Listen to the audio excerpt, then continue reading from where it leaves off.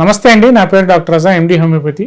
గత 15 సంవత్సరాలుగా నక్కల్లోడ్ విజయవాడలో అన్ని దీర్ఘకాలిక మరియు స్వల్పకాలిక వ్యాధులకి అత్యాధునిక హోమియోపతి ట్రీట్మెంట్ ఇవ్వడం జరుగుతూ ఉందండి. సో ఇప్పుడు ఈ రోజుల్లో మనం irrespective of the age group ఫ్రీక్వెంట్గా చూసే కామన్ ప్రాబ్లం ఏంటంటే స్పాండిలైటిస్. సో ఈ స్పాండిలైటిస్ అనగానే జనరల్గా ఒకప్పుడు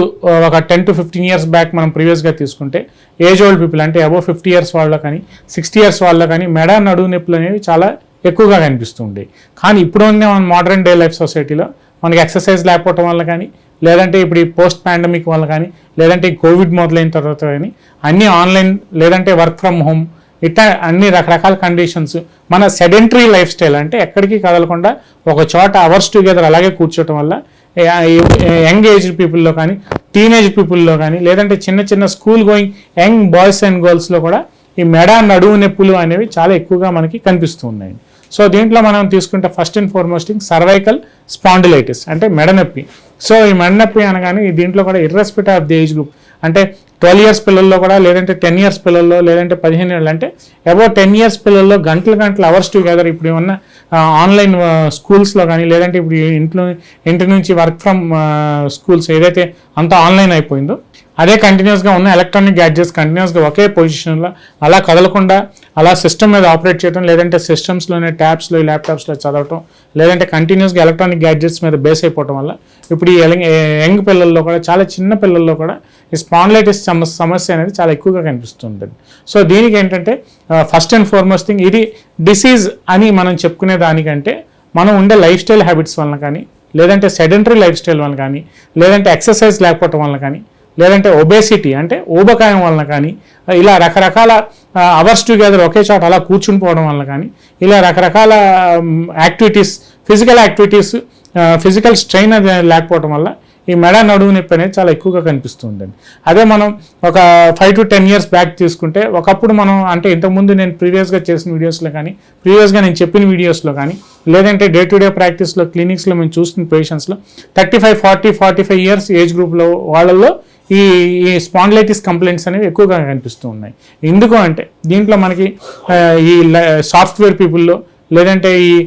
అదే ఇందాక నేను చెప్పినట్టు ఎక్సర్సైజ్ లేకుండా sedentary life style habits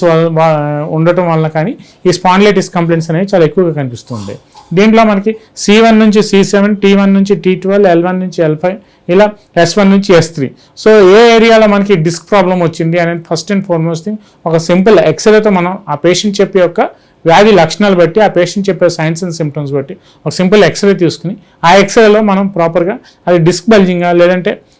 disc ప్రొలాప్సా, ఇలా రకరకాల కండిషన్స్లో కూడా మనకి స్పాండిలైటిస్ కంప్లైంట్స్ అనేవి కోరిలేట్ అవుతూ ఉంటాయి. సో దీంట్లో మనకి ఇంకొక కండిషన్ ఏంటంటే ఒబేసిటీ. ఈ ఊబకాయం కూడా మనకి స్పాండిలైటిస్ రావడానికి ముఖ్య కారణంగా మనం చెప్పుకుంటూ ఉంటాం. సో ఇట్లా ఏదైనా దీర్ఘకాలిక సమస్యలతో, లేదంటే ఇతరితర సమస్యలతో, లేదంటే ఈ వైటమిన్ డి డెఫిషియన్సీస్, లేదంటే ఎక్కువగా సెడెంటరీ లైఫ్ స్టైల్ హ్యాబిట్స్, ఇలా రకరకాల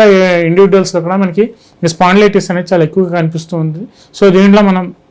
అది ఏ ఏరియాలో డిస్క్ బల్జింగ్ ఉంది, సపోజ్ ఫర్ ఎగ్జాంపుల్ మనం ఈ సర్వైకల్ స్పాండిలైటిస్ పేషెంట్ని తీసుకుంటే C1 నుంచి C7 అంటే C2 లెవెల్లో డిస్క్ బల్జింగ్ ఉందా, లేదంటే డిస్క్ ప్రొలాప్సా, కొంతమంది బాగా నెగ్లెక్ట్ చేసేసిన వాళ్ళు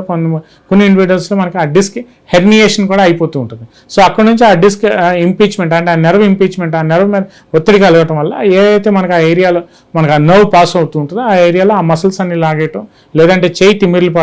పడటం అంటే టింగింగ్ నమ్నెస్, లేదంటే చేయి బరువు ఎక్కటం, లేదంటే చేయి మూమెంట్స్ అనేవి restricted moments of neck and hand. So ఇలా మూమెంట్స్ అనేవి రెస్ట్రిక్ట్ అయిపోవటం, ఇలా రకరకాల లక్షణాలు అనేవి మనకు కనిపిస్తుంటాయి. సో ఇట్లాంటి స్పాండిలైటిస్ కంప్లైంట్స్కి మన హోమియోపతిలో బ్రయోనియా అని కానీ, లేదంటే రస్టాక్స్ కానీ, లేదంటే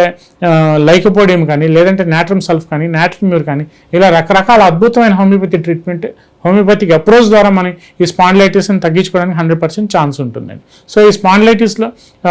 సపోజ్ మనం ఈ మిడిల్ ఏజ్ పీపుల్లో కానీ, అబౌవ్ 35, 40, 50 years ఏజ్లో వాళ్ళు స్పాండిలైటిస్ ట్రీట్మెంట్ తీసుకుంటూ, హోమియోపతి ట్రీట్మెంట్ తీసుకుంటూ అవసరమైన ఫిజియోథెరపీ ఎక్సర్సైజెస్ కూడా చేసుకోవాల్సిన అవసరం ఉంటుందండి. సో కొంతమంది ఇండివిజువల్స్లో వాళ్ళు మెడిసిన్ వాడుతున్నాం కానీ వాళ్ళ లైఫ్ స్టైల్ వాళ్ళు మార్చుకోకుండా చాలా నెగ్లెక్టెడ్గా ఉంటూ ఉంటారు. సో ఆ లైఫ్ స్టైల్ మోడిఫికేషన్, వాళ్ళ సెడెంటరీ లైఫ్ స్టైల్ హ్యాబిట్స్ ఏవైతే ఉన్నాయో అవి కూడా కంపల్సరీగా మ్యాండేటరీగా చేంజ్ చేసుకోవాల్సిన అవసరం ఎంతైనా ఉంటుందండి. సో ఇలా మొత్తం ప్యాటర్న్ అంతా చేంజ్ చేసుకుంటూ గ్రాడ్యువల్గా మెడికేషన్ మీద మెడిసిన్స్ ఒక 5 to 6 months వాళ్ళకు ఉండే disease intensity and chronicity of complaints బట్టి మనం ట్రీట్మెంట్ అనేది చేసుకుంటే with in a period of time అది సర్వికల్ స్పాండిలైటిస్ అయినా, లంబర్ స్పాండిలైటిస్ అయినా, లేదంటే ఈ T12 T11 ఏరియాస్లో డిస్క్ బల్జింగ్ అయినా, అది ఏ ఏరియాలో డిస్క్ బల్జింగ్ అయినా శస్త్రచికిత్సలు అవసరం లేకుండానే ఎటువంటి వేరే other systems of medicine support లేకుండానే మన హోమియోపతి మెడిసిన్స్ ద్వారా తగ్గించుకోవడానికి అయితే 100% ఛాన్స్ ఉందని ఈ వీడియోలో నేను చెప్పదలుచుకున్నాను. New genetic homeopathy clinic YouTube ఛానల్లో అప్లోడ్ చేస్తున్న వీడియోలన్నీ సమాచార నిమిత్తం మరియు దీర్ఘకాలిక స్వల్పకాలిక సమస్యలు అన్ని వయస్సుల వారు తెలుసుకొనుటకు మరియు వాటి నివారణకు చర్యలు జాగ్రత్తల నిమిత్తం ఉపయోగపడును. మా వీడియోలు నచ్చినట్లయితే లైక్ చేయండి, మా ఛానల్ ను సబ్స్క్రైబ్ చేయండి.